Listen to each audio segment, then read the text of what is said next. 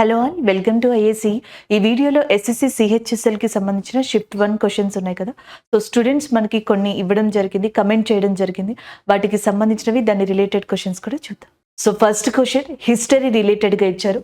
Ibn Battuta is a native of which country అనేది question అనమాట. Answer వచ్చేటప్పటికి is a Morocco కంట్రీకి సంబంధించిన వ్యక్తిగా ఆయన చెప్పొచ్చు. ఇది మనకి ఆన్సర్ అవుతుంది. ఢిల్లీ సుల్తానులు ఉన్నారు కదా, భారతదేశంలో 5 ఢిల్లీ వంశాలు భారతదేశాన్ని పరిపాలించాయి, ఢిల్లీ సల్తనెట్ వంశాలు. అందులో వన్ ఆఫ్ ద ఇంపార్టెంట్ వంశంగా తుగ్లక్ డైనాసిటీని చెప్పొచ్చు. And in Tughlaq dynasty one of the popular king గా మొహమ్మద్ బిన్ తుగ్లక్ ని చెప్తాం. మొహమ్మద్ బిన్ తుగ్లక్ కాలంలో ఇండియాని విజిట్ చేసిన మొరాకెన్ ట్రావెలర్ ఎవరు అంటే so he's nothing but Ibn Battuta. And Ibn Battuta ఒక ఫేమస్ బుక్ ని కూడా రాశారు, దానిని రెహెల్లాగా చెప్పడం జరుగుతుంది. రెహెల్లాలో చాలా వరకు కూడా ఢిల్లీ సల్తనేట్ కాలంలో not only about Delhi Kings and Delhi sultans, ఇండియాలో ఉన్న దట్టు సౌత్ ఇండియాలో ఉన్న చాలా చిన్న చిన్న డైనాసిటీస్ గురించి ఈ బుక్ లో ఆయన వివరించడం జరిగిందనమాట. అంతేకాకుండా మొహమ్మద్ బిన్ తుగ్లక్ కాలంలో మనకి టోకెన్ కరెన్సీ అనేది రావడం జరిగింది. అండ్ ఇన్ఫ్లేషన్ అనేది కూడా ఢిల్లీ సుల్తానుల కాలంలో మొహమ్మద్ బిన్ తుగ్లక్ టైంలోనే వచ్చిందనమాట. అండ్ నెక్స్ట్ వచ్చేటప్పటికి ఈయన కాలంలోనే క్యాపిటల్ ని ఢిల్లీ నుంచి దౌలతాబాద్ అంటే దేవగిరి లేదా దౌలతాబాద్ అని మహారాష్ట్రలో ఉంది, ఆ ప్రాంతానికి షిఫ్ట్ చేయడం జరిగింది. ఈయన అగ్రికల్చర్ కి ఒక సెపరేట్ డిపార్ట్మెంట్ ని కూడా ఎస్టాబ్లిష్ చేశారు. ఇలాంటివన్నీ కూడా రెహెల్లాలో అక్కడక్కడ ప్రస్తావించబడ్డాయి. అంతేకాకుండా ఇండియాకి సంబంధించిన ఇండియన్ రైనోసర్స్ ఏవైతే ఉన్నాయో ఖడ్గ మృగాలు, వాటి గురించి కర్ణాటకలో ఉన్న శారావతి రివర్, ఆ శారావతి రివర్ దగ్గర ఉన్న చిన్న కింగ్డమ్స్ గురించి కూడా రెహెల్లాలో ఎక్స్ప్లెయిన్ చేయడం జరిగింది. అంటే మహమ్మద్ బిన్ తుగ్లక్ కాలంలో ఏవైతే భారతదేశంలోని చాలా చిన్న చిన్న రాజ్యాలు ఉన్నాయో వాటన్నిటిని గురించి కూడా రెహెల్లాలో ప్రస్తావించారు.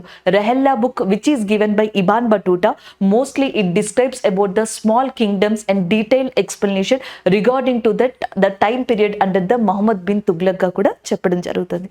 సో ఇది ఆయనకి సంబంధించిన పూర్తి ఇన్ఫర్మేషన్ అనమాట. Mohammad bin Tughlaq not only visit India, ఆయన ఆఫ్ఘనిస్తాన్ ని కూడా విజిట్ చేశారు. అసలు ఇండియాకి రావడమే హిందూ కుష్ మౌంటైన్స్ అని చెప్పేసి ఉంటాయి. హిందూ కుష్ మౌంటైన్స్ ఆఫ్ఘనిస్తాన్ కి పాకిస్తాన్ కి బోర్డర్ గా కూడా అని చెప్పొచ్చు అనమాట, బోర్డర్ మౌంటైన్స్ గా. ఆ హిందూ కుష్ మౌంటైన్స్ ని దాటుకొని ఇండియాలో ఇండస్ రివర్ ని విజిట్ చేశారు, ఢిల్లీ సల్తనెట్ కింగ్డమ్ ని విజిట్ చేశారు, మధ్యప్రదేశ్ లోని ఉజ్జయిని ఏరియాని విజిట్ చేశారు, కర్ణాటకలో నాయావతి కింగ్డమ్ శారావతి రివర్ ని విజిట్ చేశారు, ఈవెన్ కేరళలోని కూజికోడ్ అనే ప్రాంతాన్ని కూడా విజిట్ చేసిన వ్యక్తిగా ఇబాన్ బటూటాని చెప్పడం జరుగుతుంది. So that is the history of Ibn Battuta. అలాంటి ఇబాన్ బటూటా గురించి మనకి ఆయన ఏ ప్రాంతానికి సంబంధించిన వ్యక్తి అని అడిగారు, మొరాకెన్ ట్రావెలర్ గా చెప్పొచ్చు అనమాట. అలాగే నెక్స్ట్ ఇలాంటి క్వశ్చన్ ఇంకా డిఫరెంట్ గా పడచ్చు.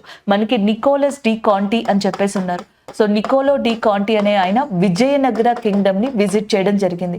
So which kingdom is visited by that Nicolo de Conti అంటే విజయనగర కింగ్డమ్. ఈయన ఏ ట్రావెలర్ అని అడిగారు అనుకోండి, ఈయన ఇటాలియన్ అనమాట, ఇటలీకి సంబంధించిన వ్యక్తిగా చెప్పొచ్చు. ఇలా చైనా నుంచి, ఇటలీ నుంచి, ఫ్రాన్స్ నుంచి, డిఫరెంట్ కంట్రీస్ నుంచి భారతదేశానికి నెంబర్ ఆఫ్ పర్సన్స్ విజిట్ చేశారు. సో వీళ్ళల్లో Ibn Battuta most of the popular person గా చెప్పొచ్చు. So next question art and culture కి సంబంధించింది. పైకా నాట్యం గురించి అడిగారంటే పైకా డాన్స్ గురించి అని చెప్పి. సో పైకా డాన్స్ అనేది ఏ స్టేట్ కి సంబంధించింది అంటే జార్ఖండ్ స్టేట్ కి సంబంధించింది. ఆన్సర్ ఇది పెట్టొచ్చండి. అలాగే ఇంకా డిఫరెంట్ ఫోక్ డాన్సెస్ ఉన్నాయి ఇండియాలో. ఫర్ ఎగ్జాంపుల్ కి కీర్తన్ అనే డాన్స్ ఉందన్నమాట. ఇది ఎక్కడ ఫేమస్ అంటే వెస్ట్ బెంగాల్లో ఈ డాన్స్ చాలా ఫేమస్ గా చెప్పొచ్చు. అలాగే నెక్స్ట్ దాల్కాయ్ అనే ఒక డాన్స్ ఉంది, ఇది మనకి ఒడిస్సాలో చాలా ఫేమస్. ఒడిస్సాలో ఫెస్టివల్స్ అన్నిటికీ కూడా జనరల్ గా ఈ ఫోక్ డాన్స్ ని ప్రదర్శిస్తారంట, దాల్కాయ్ అనేది. నెక్స్ట్ ఆంధ్రప్రదేశ్ అంటే కోలాటం ఉంటది, భామకలాపం, ఇవన్నీ ఆంధ్రప్రదేశ్ లో ఫేమస్ గా చెప్తాం. నెక్స్ట్ వచ్చేటప్పటికి తమిళనాడులో మనకి మలియట్టం అని చెప్పేసి ఉంటది, అంటే నెమలి డాన్స్ అంటారు చూసారా, అది మలియట్టం కావచ్చు. నెక్స్ట్ ఎస్ఎస్సిలో ఫ్రీక్వెంట్ గా అడిగే క్వశ్చన్ ఇది కుమ్మి, కావడి అట్టం, ఇవన్నీ తమిళనాడులో. నెక్స్ట్ కేరళలో వచ్చేటప్పటికి కుడియట్టం, ముడియట్టం అండ్ తేత్తాయం, ఇలాంటివన్నీ కూడా కేరళలో ఫేమస్ ఫోక్ డాన్సెస్ గా చెప్పడం జరుగుతుంది. అండ్ నెక్స్ట్ వచ్చేటప్పటికి గోవాలో దేకనీ డాన్స్ అంటాం కదా, అది కావచ్చు, ల్యాంప్ డాన్స్ కావచ్చు, ఇవి ఫేమస్. అండ్ నెక్స్ట్ మహారాష్ట్రలో Lavani is a very famous folk dance, Maharashtra ఏరియాగా చెప్తాం జరుగుతుంది. అక్కడ ఫిషరీ కమ్యూనిటీ ఏదైతే ఉందో ఆ కమ్యూనిటీ ఈ లావానీ డాన్స్ ని ఎక్కువగా ప్రదర్శిస్తుందంట. గుజరాత్ లో మనకి గార్బా అనేది ఫేమస్ గా చెప్తాం, అలాగే దాండియా, ఇలా మనకి డిఫరెంట్ డాన్సెస్ ఉన్నాయండి. గుజరాత్ గార్బా, దాండియా లాంటివి, అలాగే నెక్స్ట్ మహారాష్ట్ర లావాని, అండ్ గోవాలో ధేకిని లేకపోతే ల్యాంప్ డాన్స్ ఇలాంటివి, కేరళలో వచ్చేటప్పటికి తీర్థయం కానీ ముడియట్టం, కుడియట్టం, అండ్ తమిళనాడులో కుమ్మి, కావడి అట్టం, మలియట్టం, అలాగే తెలంగాణలోకి వచ్చేటప్పటికి మీకు ఆల్రెడీ తెలుసు బతుకమ్మ అనేది కూడా చెప్పొచ్చు, ఒక రకంగా కల్చరల్ డాన్స్ కదా అని చెప్తాం. అలాగే ఆంధ్రప్రదేశ్ డప్పు నృత్యం కూడా మనకి తెలంగాణలో ఫేమస్, ఆంధ్రప్రదేశ్లో కోలాటం, భామకలాపం ఇలాంటివి. అలాగే దింసా డాన్స్ ఒకటి ఉంటుంది. Dhimsa is also very famous in Andhra Pradesh. And Srikakulam, Vizianagaram, Visakhapatnam లాంటి ట్రైబల్ ఏరియాస్లో ఈ డాన్స్ని ఫేమస్గా చెప్తాం. ఈ దింసా డాన్స్ ఒడిస్సాలోని కొన్ని ప్రాంతాల్లో కూడా ప్రదర్శిస్తారు. అలాంటి ఒడిస్సాలో చావ్ డాన్స్ కానీ, ధాల్కాయ్ డాన్స్ కానీ ఇలాంటివి. ఇవి మనకి సౌత్ పార్ట్ వరకు కూడా ఇంపార్టెంట్ డాన్సెస్గా చెప్పొచ్చు. దానికన్నా వేరే స్టేట్స్ కూడా మనం చెప్పుకున్నాం ఫోక్ డాన్సెస్. ఎక్కడి నుంచి ఫోక్ డాన్స్ అడుగుతున్నారనేది తెలియదు కానీ బట్ ఇలాంటివి క్వశ్చన్స్ అడుగుతున్నారు. రాజస్థాన్లో కల్ బెలియా డాన్స్ అని చెప్పేసి ఉంటుంది. దీన్ని స్నేక్ డాన్స్ అని కూడా అంటారు. ఈ ఫోక్ డాన్స్ ఫేమస్ అనమాట. అండ్ పప్పెట్ షో ఒకటి ఉంటుంది అనమాట, కట్ పుట్లియా అని చెప్పేసి దాన్ని పిలవడం జరుగుతుంది. ఈ డాన్స్ కూడా అక్కడ చాలా ఫేమస్. ఇలాంటివి రాజస్థాన్ సంబంధించినవి. అండ్ పంజాబ్కి మీకు తెలుసు బాంగ్రా లాంటివి ఏవైతే ఉన్నాయో పంజాబ్లో ఫేమస్ ఫోక్ డాన్స్ గా చెప్తాం. జమ్మూ అండ్ కాశ్మీర్కి వచ్చేటప్పటికి రఫ్ డాన్స్ అని చెప్పేసి ఉంటుంది. ఇది జమ్మూ అండ్ కాశ్మీర్లో ఫేమస్ ఫోక్ డాన్స్. అంటే ఒక్కొక్క డిఫరెంట్ స్టేట్కి, యూనియన్ టెరిటరీకి కొన్ని డాన్సెస్ని నేర్చుకున్నారనుకోండి, క్వశ్చన్ ఇలా అడిగినప్పుడు మీరు ఆప్షన్స్ని బట్టి ఆన్సర్ పెట్టచ్చు అనమాట. సో క్వశ్చన్ మనకి పైకా డాన్స్ రిలేటెడ్గా అడిగారంటే పైకా నాట్యానికి సంబంధించి. ఒరిజినల్గా పైకా నాట్యం అయితే మనకి బీహార్ ప్రాంతం ఉంది చూసారా, బీహార్ ప్రాంతానికి సంబంధించింది. అండ్ బీహార్తో పాటుగా Jharkhand and as well as ఒడిస్సాలో కూడా ఈ డాన్స్ అనేది ఫేమస్గా చెప్పొచ్చు అనమాట. అండ్ ఇచ్చిన ఆప్షన్స్ని బట్టి ఆన్సర్ పెట్టాలి. మెయిన్గా మీరు జార్ఖండ్కి ఇవ్వాలి, ఎందుకంటే ఒకప్పుడు బీహార్కి సంబంధించిన నాట్యంగా చెప్పేవాళ్ళు. సో దాని తర్వాత ఇప్పుడు మనకి ఫేమస్గా జార్ఖండ్ అనేది పైకా నాట్యంతో చాలా ఫేమస్. అండ్ దాంతో పాటుగా బీహార్ అండ్ ఒడిస్సాలో కూడా ఇలాంటి డాన్స్ని పర్ఫామ్ చేస్తారండి. అండ్ ఇంకొకటి ఏంటంటే హిస్టరీలో మనకి క్వశ్చన్ కూడా ఉంది, పైకా రెబీలియన్ అని చెప్పేసి ఉంటుంది అనమాట. పైకా తిరుగుబాటుగా చెప్పడం జరుగుతుంది. సో ఈ తిరుగుబాటు అనేది 1817 నుంచి 1818 మధ్యలో జరిగిందనమాట. అది కూడా ఒడిస్సా ప్రాంతంలో జరిగింది.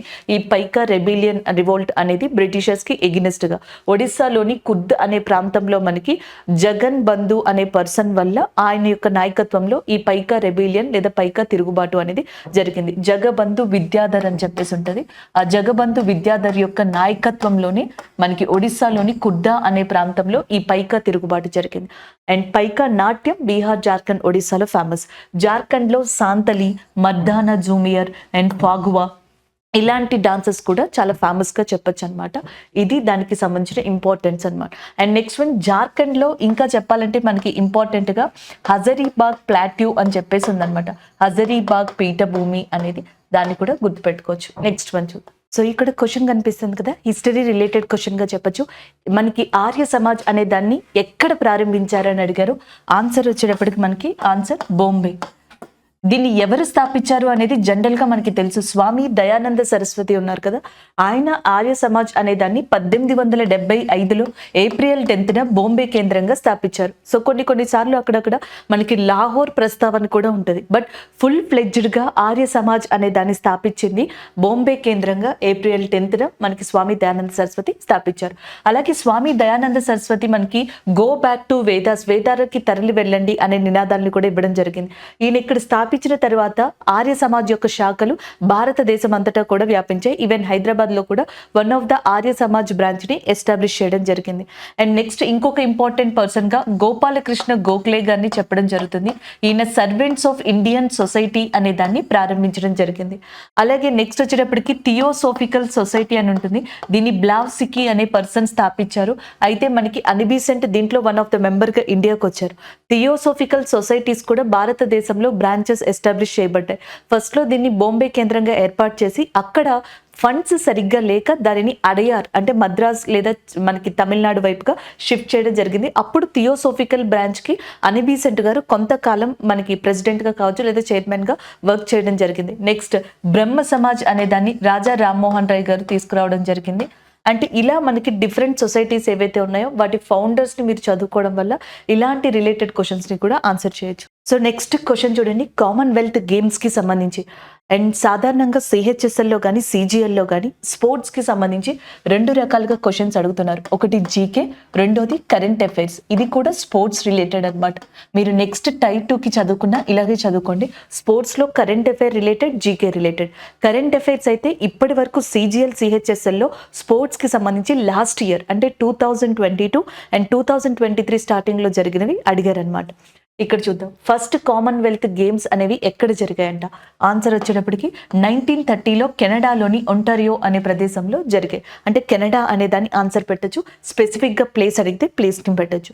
అండ్ ఫస్ట్ టైం ఇలాంటి కామన్వెల్త్ గేమ్స్ని బ్రిటిష్ ఎంపైర్ గేమ్స్గా తీసుకొచ్చిన ఫస్ట్ పర్సన్ ఎంఎం రాబిన్సన్. అందుకే ఈయనని ఫాదర్ ఆఫ్ కామన్వెల్త్ గేమ్స్ అని కూడా పిలవడం జరుగుతుంది.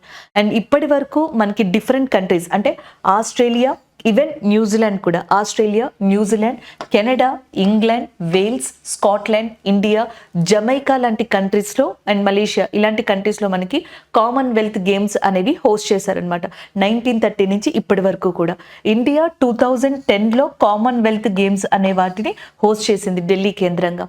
ఫస్ట్ మనకి మెడల్ అనేది కామన్వెల్త్ గేమ్స్లో ఫ్లయింగ్ సిక్ అని చెప్పేసి పిలుస్తారు, మిల్కా సింగ్, ఈయనకు వచ్చింది. అది కూడా 1958లో. 1958లో వేల్స్లో కామన్వెల్త్ గేమ్స్ జరిగితే ఫస్ట్ టైం భారతదేశం తరపున గోల్డ్ మెడల్ని తీసుకొచ్చిన వ్యక్తి మిల్కా సింగ్గా చెప్పడం జరుగుతుంది అనమాట.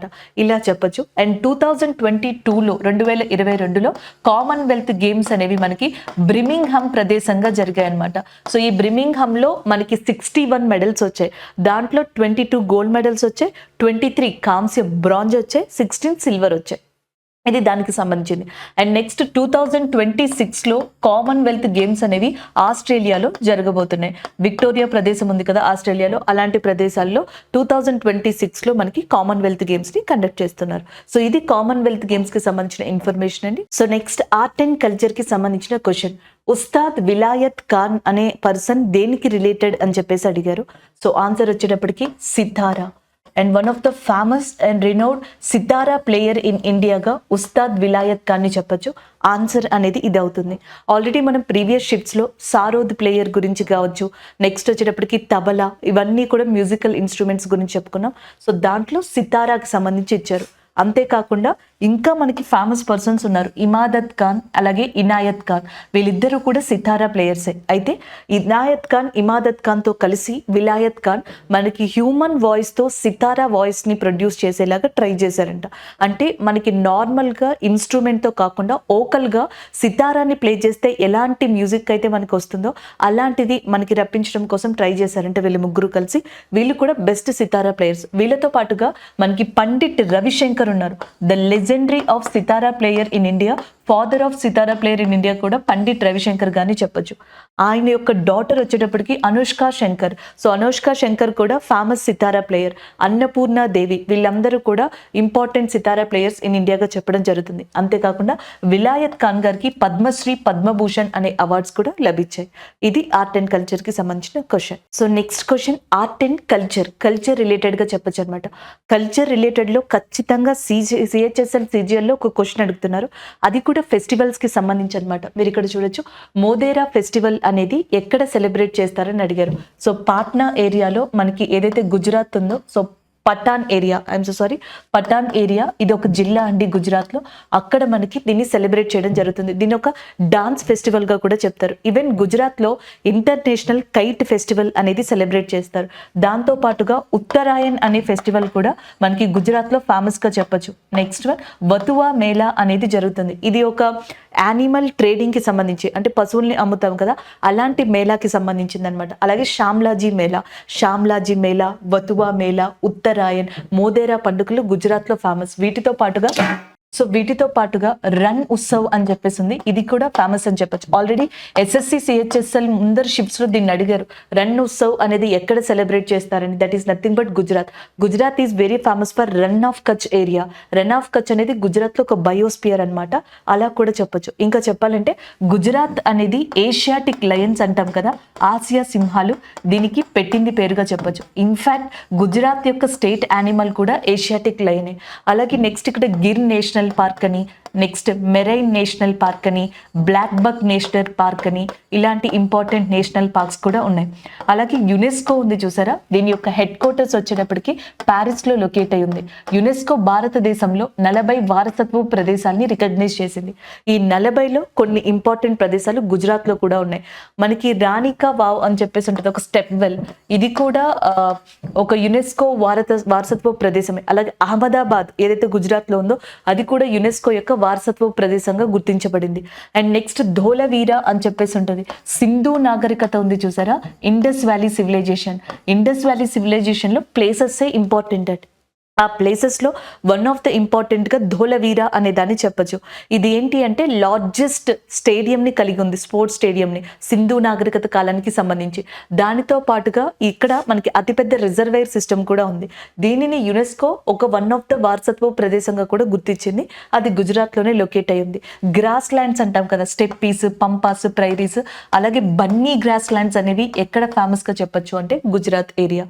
అండ్ గుజరాత్లో వన్ ఆఫ్ ద ఇంపార్టెంట్ రివర్గా సబర్మతి అనే రివర్ ని చెప్పొచ్చు. అంతేకాకుండా నర్మదా నది ఉంది చూసారా, ఈ నర్మదా నది మీద గుజరాత్ లో సర్దార్ వల్లభాయ్ పటేల్ డ్యామ్ ని కూడా కన్స్ట్రక్ట్ చేశారు. సర్దార్ సరోవర్ అంటారు, సర్దార్ సరోవర్ డ్యామ్ ని కన్స్ట్రక్ట్ చేయడం జరిగిందనమాట ఆయన పేరు మీదుగానే. అలాగే నెక్స్ట్ ఇదే గుజరాత్ లో తపతి రివర్ కూడా ఫ్లో అవుతూ ఉంటుంది. తపతి రివర్ మీద గుజరాత్ లో కాక్రపారా అనే ఒక డ్యామ్ ని కన్స్ట్రక్ట్ చేయడం జరిగిందనమాట. సో ఇలా గుజరాత్ గురించి మనం డిఫరెంట్ పాయింట్స్ ని చెప్పుకోవచ్చు. భుజ్ ఏరియా అనేది గుజరాత్ లో చాలా ఫేమస్. అర్త్క్వేక్, ఇండియాలో వన్ ఆఫ్ ద లార్జెస్ట్ భూకంపం అర్త్క్వేక్ అనేది భుజ్ ఏరియాలో కనిపించిందంట. So this is all about Gujarat area. And అంతేకాకుండా highest tidal port which is called as a Kandla లేదా దీన్ దయాల్ పోర్ట్ అంటాం, అది కూడా మనకి గుజరాత్లోనే లొకేట్ అయింది. So next question, PM Rozgar Protsahan Yojana పథకం గురించి అడిగారంట. మేబీ ఆ పథకాన్ని ఎప్పుడు స్టార్ట్ చేశారు అని అడుగుంటే August 7, 2016 ఆ పథకాన్ని స్టార్ట్ చేశారనమాట. మినిస్ట్రీ ఆఫ్ లేబర్ ఉంది కదా, సో ఆ మంత్రిత్వ శాఖ కింద ఈ పథకాన్ని అమలు పరిచారు. సో దీంట్లో ఏంటి అంటే ఉద్యోగులు ఎవరైతే ఉంటారో వాళ్ళకి సామాజిక భద్రత కల్పించడం, అలాగే వాళ్ళకి ఇన్సెంటివ్స్ ఇచ్చి ప్రమోట్ చేయడం అనేది, లేదా ఎంప్లాయ్మెంట్ ఏదైతే ఉందో దాన్ని ప్రమోట్ చేయడం కోసం అని చెప్పేసి దీన్ని తీసుకొచ్చారు. To provide incentives and to promote employment and as well as to encourage the social security of employers, and Pradhan Mantri Rozgar Prosahan Yojana is started in 2016 August 7th గా చెప్పొచ్చండి. అలాగే నెక్స్ట్ ఇది ఎవరికి వర్తిస్తుంది అంటే అన్ని కంపెనీలో ఉన్న ఉద్యోగులుగా, ఏ కంపెనీలో అయితే employee provident fund organization act 1952 ఈ చట్టం కింద ఏ కంపెనీలు అయితే మనకి రిజిస్టర్ చేసుకుని ఉంటాయో ఆ కంపెనీలో ఉన్న ఎంప్లాయర్స్ ఎవరైతే ఉంటారో వాళ్ళకి ఈ స్కీమ్ 3 years వరకు వర్తిస్తుంది అని కూడా చెప్పడం జరిగింది అప్పట్లో. 2016లో ఇంకా స్కీమ్ స్టార్ట్ అయ్యాయి. ప్రధానమంత్రి సురక్షిత్ మాతృత్వ అభియాన్, ఈ పథకం కింద ఎవరైతే ప్రెగ్నెంట్ లేడీస్ ఉంటారో గర్భిణీలు వాళ్ళకి ఎవ్రీ మంత్ కూడా 9th డేన, ప్రతి మంత్లో 9th రోజున ఈ చెకప్ అనేది ఫ్రీగా చేయబడుతుంది అనమాట. దానికి సంబంధించింది శాల అస్మిత యోజన, మనకి గవర్నమెంట్ స్కూల్స్లో స్టూడెంట్స్ ఉంటారు కదా చదువుకునే వాళ్ళు, సో వాళ్ళకి సంబంధించిన పూర్తి డీటెయిల్స్ని ట్రాక్ చేయడం కోసం వాళ్ళ ఎన్రోల్మెంట్, వాళ్ళకి సంబంధించిన అటెండెన్స్ ఇవన్నీ కూడా ట్రాక్ చేయడానికి శాల అస్మిత యోజన అనేది స్టార్ట్ అయింది. ఇంకొకటి వచ్చేటప్పటికి rural urban mission, Shyam Prasad Mukherjee rural urban మిషన్గా చెప్పచ్చు. దీని ప్రకారం 300 క్లస్టర్స్ని తీసుకుని రూరల్ అర్బన్ ఏరియాస్ని డెవలప్ చేయడంగా మనకి 2016లో స్టార్ట్ అయింది. అంతకు ముందరే 2015లో బేటీ బచావో బేటీ పడావో హర్యానా కేంద్రంగా స్టార్ట్ అయితే 2016లో దాన్ని ఎక్స్టెండ్ చేశారు. అండ్ మిగిలిన రాష్ట్రాలకి కూడా కంప్లీట్గా వర్తింప చేసేలాగా దాన్ని చర్యలు తీసుకోవడం జరిగింది. ఇలా మనకి 2014, 15, 16, 17 ఈవెన్ 19 వరకు కూడా చాలా ఇంపార్టెంట్ స్కీమ్స్ ఉన్నాయి. 2022-23లో ఉన్న పథకాలని అడగట్లేదు. 2014 to 2019 మధ్యలో ఏవైతే స్కీమ్స్ ఉన్నాయో ఆ స్కీమ్స్ని CGL CHSలో ఇప్పుడు అడుగుతున్నారు. సో నెక్స్ట్ క్వశ్చన్, నర్తకి నటరాజ్కి సంబంధించిన క్వశ్చన్ అనమాట. నర్తకి నటరాజ్ క్వశ్చన్ రిలేటెడ్ భరతనాట్యంకి సంబంధించిన వ్యక్తి. She is a very famous in Bharatanatyam, renowned classical dancer of ఇండియాగా కూడా చెప్పొచ్చు. అంతేకాకుండా మనకి 2019లో పద్మశ్రీ అవార్డుని అందుకున్న వ్యక్తి, the first transgender women and who received Padmashri award in 2019 regarding to the classical dance of భరతనాట్యంగా నర్తకి నటరాజ్ గారిని చెప్తాం. భరతనాట్యం అనేది మనకి తమిళనాడుకి సంబంధించిన క్లాసికల్ డాన్స్ అండి. దీంట్లో చాలా మంది రినౌడ్ పర్సన్స్ ఉన్నారు. For example Rukmini Devi Arundale, one of the famous person in భరతనాట్యంగా చెప్పొచ్చు. ఈవెన్ యామిని కృష్ణమూర్తి గారు కూడా భరతనాట్యంలో ఫేమస్ డాన్సరే. అండ్ నెక్స్ట్ మల్లికా సారాభాయ్ గారు, ఆమె కూడా భరతనాట్యంలో వన్ ఆఫ్ ద ఫేమస్ డాన్సర్గా చెప్పొచ్చు. ఈ ఏదైతే భరతనాట్యం ఉందో దీంట్లో డిఫరెంట్ స్టైల్స్ ఉంటాయి అన్నమాట. ఒకటి కళాక్షేత్ర స్టైల్ అని చెప్పేసి అంటాం. కళాక్షేత్ర, ఇన్ఫాక్ట్ చెప్పాలి అంటే కళాక్షేత్ర స్కూల్ అనే దాన్ని కూడా ఎస్టాబ్లిష్ చేసింది రుక్మిణీ దేవి గారే. అలాగే నెక్స్ట్ వచ్చేటప్పటికి తంజావూరు భరతనాట్యం స్టైల్ అని చెప్పేసి ఇంకొకటి ఉంటుంది. ఇలా మనకి 7 టైప్స్ ఆఫ్ భరతనాట్యం స్టైల్స్ అనేవి అవైలబుల్ ఉన్నాయన్నమాట. సో ఇది టోటల్గా దీనికి సంబంధించింది. ఎక్కువగా ఆర్ట్ అండ్ కల్చర్లో డాన్సింగ్కి సంబంధించి క్వశ్చన్స్ అడుగుతున్నారు. అలాగే నెక్స్ట్ వచ్చేటప్పటికి మ్యూజిక్కి సంబంధించి క్వశ్చన్స్ అడుగుతున్నారు. అలాగే నెక్స్ట్ వచ్చేటప్పటికి ఫెస్టివల్స్కి సంబంధించి క్వశ్చన్స్ అడుగుతున్నారు. ఈ మూడింటి నుంచి ఖచ్చితంగా అవుట్ ఆఫ్ 25లో 3 క్వశ్చన్స్ అనేవి వీటి మీద పడుతున్నాయి. ఇంకొక 2 క్వశ్చన్స్ హిస్టరీ, 5 క్వశ్చన్స్ ఖచ్చితంగా మనకి ఈ జోనర్ నుంచి వస్తున్నాయి. అది డిఫికల్ట్ అయినా ఈజీ అయినా రిపీట్ అయినా ఈ జోనర్ నుంచి 5 క్వశ్చన్స్ అనేవి కంప్లీట్గా వస్తున్నాయి. మిగిలిన 20 క్వశ్చన్స్ ఉన్నాయి కదా, ఈ 20లో 5 క్వశ్చన్స్ మాక్సిమం సైన్స్కి ఉంటున్నాయండి, కెమిస్ట్రీ ఫిజిక్స్ వీటికి సంబంధించినవి. మిగిలిన 15లో స్కీమ్స్ అని చెప్పేసి లేకపోతే జీకే ఓరియంటెడ్ క్వశ్చన్స్ అని చెప్పి ఇలాంటి క్వశ్చన్స్ని అడుగుతున్నారు. సో ఇంకొక క్వశ్చన్ 51A ఆర్టికల్ రిలేటెడ్ అడిగారంట. సో దీంట్లో ఏంటంటే ఇవి మనకి ఫండమెంటల్ డ్యూటీస్ ఉంటాయి కదా, ప్రాథమిక విధులు, వాటికి సంబంధించినవి. యుఎస్ఎస్ఆర్ నుంచి ఈ ఫండమెంటల్ డ్యూటీస్ అనేవి తీసుకున్నాం. స్వరణ్ సింగ్ కమిటీ అని చెప్పేసి ఉందండి.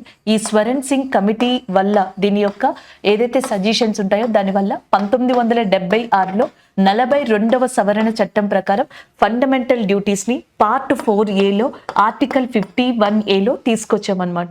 అంటే ఇందులో ఏ ఆప్షన్ ఉన్నా పెట్టొచ్చు. క్వశ్చన్ అనేది దీని మీద వచ్చింది కానీ ఎలా వచ్చిందో తెలియదు. 51A అనేది ఏ విభాగంలో ఉంది, ఏ పార్ట్లో ఉంది అంటే 4A. లేకపోతే మనకి దేనికి సంబంధించింది అంటే ప్రాథమిక విధులు, ఫండమెంటల్ డ్యూటీస్. ఎక్కడి నుంచి తీసుకున్నామంటే యుఎస్ఎస్ఆర్. ఏ కమిషన్ రికమెండేషన్ మేరకు మనకి ఇందులో ఇంక్లూడ్ చేశారంటే స్వరణ్ సింగ్ కమిటీ. ఏ ఇయర్లో అంటే 1976. ఏ అమెండ్మెంట్ యాక్ట్ ద్వారా 42వ సవరణ ద్వారా దీన్ని తీసుకురావడం జరిగింది. మొట్టమొదటిగా 10 ఫండమెంటల్ డ్యూటీస్ అనేవి ఉండేవన్నమాట.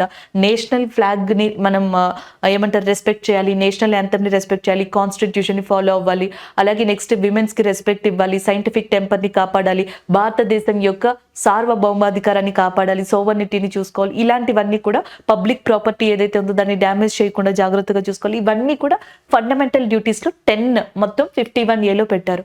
అయితే 86వ సవరణ చట్టం 86th అమెండ్మెంట్ యాక్ట్ అనే దాన్ని 2002 సంవత్సరంలో తీసుకొచ్చి 6 నుంచి 14 సంవత్సరాల లోపు పిల్లలకి ఖచ్చితంగా ప్రాథమిక విద్య కావాలి అని 11 ఫండమెంటల్ డ్యూటీస్ని యాడ్ చేశారు. సో అప్పటి నుంచి ఆర్టికల్ 51Aలో పార్ట్ 4Aలో మనకి 11 ఫండమెంటల్ డ్యూటీస్ అనేవి ఉన్నాయన్నమాట. దీంట్లో మనకి చాలా ఇంపార్టెంట్గా కేసెస్ కూడా జరిగాయి. 2001లో ఎయిమ్స్ యూనియన్ స్టూడెంట్స్ యూనియన్కి ఎయిమ్స్ ఇన్స్టిట్యూట్కి కూడా ఒక కేసు అనేది జరిగిందనమాట. దాంట్లో సుప్రీంకోర్టు ఏం చెప్పింది అంటే like fundamental rights and fundamental duties, ప్రాథమిక హక్కులు ఎలాగో ప్రాథమిక విధులు కూడా అంతే బాధ్యతగా ఉండాలి. బట్ కాకపోతే ప్రాథమిక హక్కులు fundamental rights are enforceable, but fundamental duties ఏంటి అంటే అట్లా మనం అప్రోచ్ కాలేం, కాన్స్టిట్యూషన్ అలాంటిది ఇవ్వలేదన్నమాట. బట్ ఈ రెండింటిని కూడా ఒకే విధంగా చూడాలి అనేది సుప్రీంకోర్టు మనకు ఆ వెర్డిక్ట్లో ఒక అంశాన్ని వ్యక్తపరిచింది. అలా కూడా దీన్ని చెప్పొచ్చు. ఇది పాలిటీ రిలేటెడ్. నేను ఆల్రెడీ చెప్పాను మీకు, ఫండమెంటల్ రైట్స్ ప్రాథమిక హక్కులు, ఫండమెంటల్ డ్యూటీస్ ప్రాథమిక విధులు, DPSP directive principles of state policy, వీటి నుంచే ఎక్కువగా క్వశ్చన్స్ అడుగుతున్నారు.